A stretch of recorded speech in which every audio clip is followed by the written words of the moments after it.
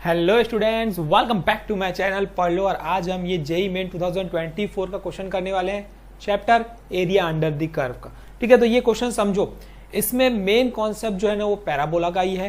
Parabola और line अक्सर पूछता है ये, ठीक है, अक्सर पूछता है, बहुत इंपॉर्टेंट है। समझो किस तरीके से बनाया जाता है, सिर्फ एक छोटे से कॉन्सेप्ट के ऊपर डिपेंड है। ठीक है, पैराबोला कैसे बनाया जाता है, लाइन कैसे बनाई जाती है, बस दैट्स ऑल। उसके बाद एक बाउंडेड रीजन ढूंढो, बाउंडेड रीजन मिल जाएगा और एक इंटरसेक्शन पॉइंट मिल जाएगा, तो आपका सॉल्यूशन तैयार हो जाएगा। देखो, सबसे पहला काम मैंने बताया आपको, इंटरसेक्शन पॉइंट तो निकाल ही लो भाई। सबसे पहला काम यही कर देना, जहां आपको दिखा इंटरसेक्शन पॉइंट निकालो। देखो, इसमें पैराबोला और लाइन के बारे में बात किया है, उनके बीच में जो रीजन बाउंड हो रहा है हमें उसका एरिया निकालना है। तो मैं पहले इंटरसेक्शन पॉइंट निकाल लेता हूं, किस पॉइंट पे दोनों ये लाइन और ये पैराबोला इंटरसेक्ट करेंगे।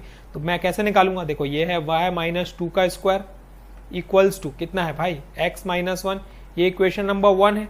दूसरी इक्वेशन की बात करेंगे तो वो हमारे पास है x-2y प्लस 4 इक्वल्स टू 0। यहां से y निकाल लो यार और फर्स्ट में पुट कर दो, 2 से y निकाल लो और 1 में पुट कर दो। तो यहां से जो y निकलेगा, देखो वो क्या निकलेगा, y equal to x plus 4 divide by 2 ही निकलेगा। 2y को उधर ट्रांसफर करोगे, 2 को डिवाइड करोगे। अब ये y मैं क्या करूंगा, सब्स्टिट्यूट इन इक्वेशन नंबर 1। तो जैसे ही मैं 1 में सब्स्टिट्यूट करता हूं ये, ठीक है ना, तो क्या मिलेगा, देखो ये मिल जाएगा मुझे x plus 4 divide by 2 minus 2, ये मिलेगा, ये होल स्क्वायर इक्वल्स टू ये मिल जाएगा x-1। सिंप्लीफाई कर दो, ये बन गया x plus 4 minus 4 divide by 2 का whole square equals to x-1। यहां से ये 4 कैंसल, बचा क्या, बचा x square divide by 4 equals to x-1।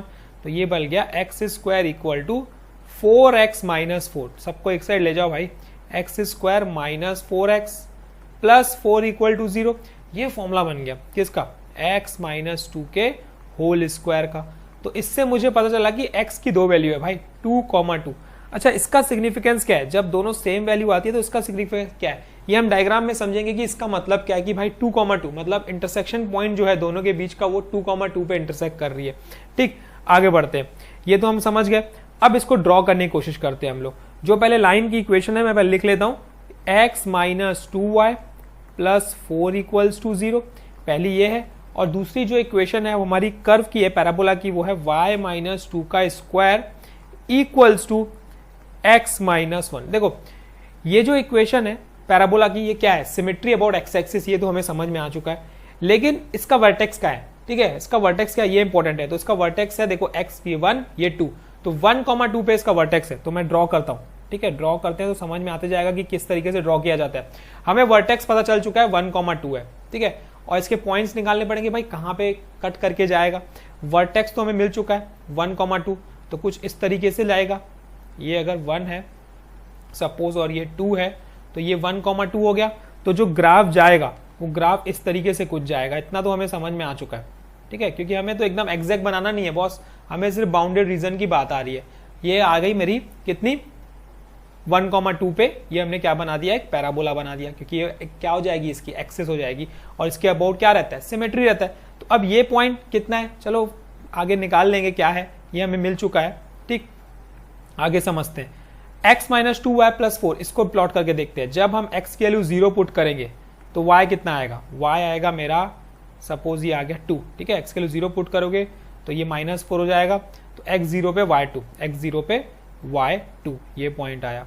ठीक, और y अगर हम 0 लेते हैं, y अगर हम 0 लेते हैं तो x कितना हो जाएगा, x हो जाएगा हमारा -4, ठीक है। तो यहाँ कहीं पे सपोज हो गया मेरा, ये हो गया सपोज x की वैल्यू -4,0।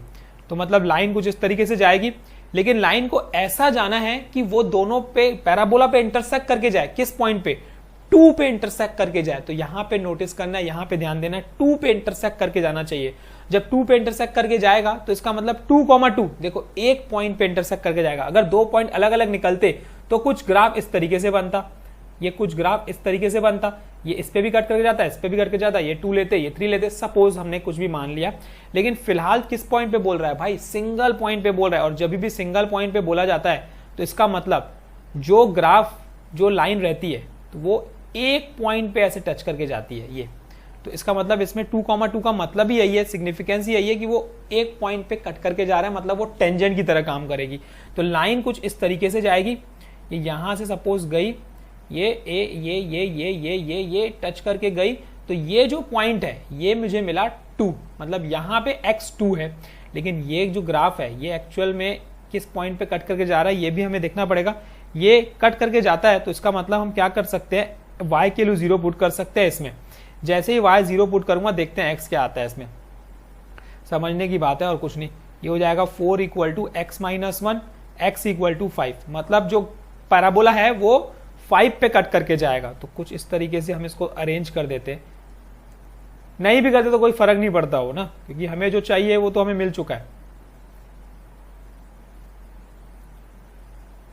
ठीक है, ये एग्जैक्ट क्या है उसके हिसाब से मैं बना रहा हूं, बाकी कोई मतलब नहीं है उस चीज का। ये हमें सिर्फ इंटरसेक्शन पॉइंट की जरूरत थी और कुछ नहीं। अब देखो क्या बोलता है, किन के बीच में बाउंडेड रीजन निकालना है, ये इंपॉर्टेंट है ना। क्वेश्चन पढ़ोगे अगर आप तो किन के बीच में बोल रहा है, देखो area between the parabola, line and the positive coordinate axis, बस यही इंपॉर्टेंट है। पैराबोला, ये हमारा पैराबोला, ठीक है। पैराबोला के बाद लाइन और कोऑर्डिनेट एक्सिस, जो ये है मेरे कोऑर्डिनेट एक्सिस, ये हमारे कोऑर्डिनेट एक्सिस। तो ये जो मैंने येलो से बनाया सपोज है ना, ये पार्ट और ये पैराबोला और इनके बीच का मुझे एरिया निकालना है, मतलब मुझे ये वाला एरिया निकालना है, बीच वाला एरिया जो मुझे दिख रहा है। ठीक है, ये एरिया निकालने के लिए ठीक है, ये एरिया निकालने के लिए हम क्या करेंगे, एक स्ट्रिप लेंगे और हॉरिजॉन्टल स्ट्रिप, इसमें हम वर्टिकल स्ट्रिप नहीं लेंगे। ठीक है, थोड़ा सा कंफ्यूजन हो जाएगा वर्टिकल से, तो हम इसमें क्या लेंगे, हॉरिजॉन्टल स्ट्रिप लेंगे। हॉरिजॉन्टल स्ट्रिप, अब ये कहां से कहां तक चलेगी इसको समझो। देखो ये चलेगा हमारा यहां से लेकर पूरा यहां तक, इसको हम चलाएंगे यहां से लेकर पूरा यहां तक। ठीक है, उसके बाद जैसे ये पूरा यहां से यहां तक चल जाएगा तो ये पूरा एरिया आ जाएगा। लेकिन हमें तो सिर्फ इतना एरिया चाहिए ना, हमें ये वाला एरिया चाहिए। तो हमें क्या करना पड़ेगा, पूरे एरिया में से ये ट्रायंगल का एरिया क्या करना पड़ेगा, सबट्रैक्ट करना पड़ेगा।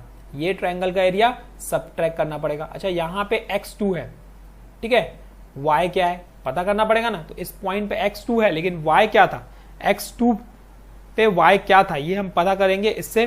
ठीक है, हम क्या करेंगे, x के लिए 2 इसमें पुट करेंगे तो क्या मिलेगा, देखो y हमारा मिल जाएगा यहाँ पे, ये पॉइंट ऑफ इंटरसेक्शन है ना दोनों का। x अगर हम 2 पुट करते हैं, x की वैल्यू अगर हम 2 पुट करते हैं तो ये y कितना मिल जाएगा, y है हमारा x + 4 / 2, ये हो जाएगा मेरा y = 6/2 दैट इज 3।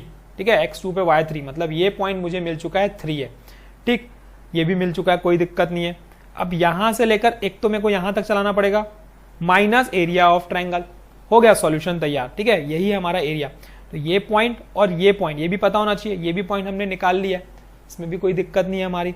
लेकिन उस पॉइंट की हमें जरूरत पड़ेगी, बिल्कुल पड़ेगी। तो ये हमारा था कितना, x0 पे y2। ठीक है, ये है हमारा 2, सपोज 2 पॉइंट है। बस डेट्स ऑल, ये हमारा सॉल्यूशन तैयार हो चुका है। देखो बस अब लिखेंगे कैसे, लिखने का तरीका देखो, area equals to integration of, कहां से कहां तक चलाना, देखो हॉरिजॉन्टल स्ट्रिप है, ये हॉरिजॉन्टल स्ट्रिप, ये चलेगी पूरी ऐसे, ये चलेगी पूरी ऐसे। ठीक है, पूरी चलेगी। तो ये हो जाएगी हमारी, यहां से 0 से लेकर पूरा कहां तक चलाना पड़ेगा, 3, तभी ये पूरा एरिया मिलेगा, पूरा एरिया मिलेगा। ठीक है, तो अब 0 से लेकर 3 किस पे टच करके जा रही है स्ट्रिप, वो जा रही है पैराबोला पे। तो पैराबोला के y निकाल लेंगे, पैराबोला का जो y नहीं, इसमें हम निकालेंगे x। क्यों x, क्योंकि ये हमारी हॉरिजॉन्टल स्ट्रिप है। हॉरिजॉन्टल स्ट्रिप में जो ये छोटा सा पार्ट है ये dy है और ये जो है ये x है। तो इसको हम x मानेंगे, x1 मानेंगे, और यहां से पैराबोला में से, यहां से इसमें से हम x निकाल लेंगे। तो इसका x क्या हो जाएगा, देखो इसका x हो जाएगा y - 2 का होल स्क्वायर प्लस 1, ये हो गया। डेट्स ऑल, ये मेरा x1 कहलाएगा, जो मैंने इसको नाम दिया है, क्योंकि हमने हॉरिजॉन्टल स्ट्रिप लिया। भाई हॉरिजॉन्टल स्ट्रिप में इसकी बात करोगे तो ये x दिख रहा है, लेकिन ये छोटे वाले पार्ट थिकनेस की बात करोगे तो ये y है, तो ये dy बन जाएगा और ये पूरा का पूरा क्या बन जाएगा, x बन जाएगा। ठीक है, जो कि ये x जो स्ट्रिप रहेगी वो पूरी ऊपर चलेगी और ये dy। तो मतलब एरिया निकालने के लिए ये क्या करेंगे, लेंथ इंटू ब्रेथ। लेंथ क्या है x, ब्रेथ क्या है y, तो x इंटू y, ये x इंटू dy। ठीक है, ये चेंज इन y हुआ। तो अब ये मुझे मिल गया, तो अब यहाँ पे सब्स्टिट्यूट करते हैं, बस डेट्स ऑल, और कुछ भी नहीं करना है। ये हमारे पास क्या मिल गया, यहाँ पे हमारे पास मिल गया y कितना था, y माइनस 2 का होल स्क्वायर, y माइनस 2 का whole square plus 1 minus area of triangle half into, देखो भाई बेस कितना, हाइट कितना है, इजिली निकाल सकते हो। देखो बेस इस पॉइंट पे अगर बात करेंगे तो ये डिस्टेंस कितना है, ये डिस्टेंस हमारा 2 है, x हमारा 2 है, तो यहां से यहां तक का डिस्टेंस क्या है 2 है, तो बेस 2 हो गया हमारा। तो ये हो गया half into base into height की बात करेंगे तो 1 है, जो कि हम डिस्टेंस माइनस करके निकालेंगे। तो यहां से ये 2 कैंसल आउट। इसको कैसे सॉल्व किया जाए, आसान है, ब्रैकेट ओपन कर दो, A square plus B square minus 2ab, ठीक है, प्लस 1। इसको हमें क्या करना है, इंटीग्रेट करना है 0 से लेकर 3 तक पूरे को, और ये सॉल्व हो चुका है -1, ठीक है। सॉल्व कर देते हैं, ये क्या बन जाएगा y³ 3 प्लस ये हो जाएगा सपोज 5y 4 + 1 माइनस 4y² 2, ठीक है। इसमें लिमिट चल रही है 0 से लेकर 3, ये -1 पुट कर दो भाई, 3 का क्यूब डिवाइड बाय 3 मतलब ये हो गया 27/3, ये हो गया 9 प्लस 15 माइनस 2y² है, 3 का स्क्वायर 9, 9 × 2 = 18, 0 पुट करेंगे तो वही आएगा -1, 9 माइनस 1 कितना हो जाएगा 8, 8 माइनस 18 माइनस 10, 15 माइनस 10 5, तो ये 5 इसका क्या हो गया बच्चों, देखो करेक्ट आंसर 5 स्क्वायर यूनिट इस क्वेश्चन का आंसर है। क्वेश्चन बहुत ही सिंपल था, ध्यान किसमें देना है बस कि हमें कौन सी स्ट्रिप लगानी है ये ध्यान देना है, इंटरसेक्शन पॉइंट्स पे ध्यान देना है, डायग्राम पे ध्यान देना है, टेट सॉल्व कहां से कहां तक के लिमिट चलेगी, बस वही हमारे क्या हो जाएगी, एरिया हो जाएगी, बस इंटीग्रेशन ऑफ जहां से जहां तक लिमिट।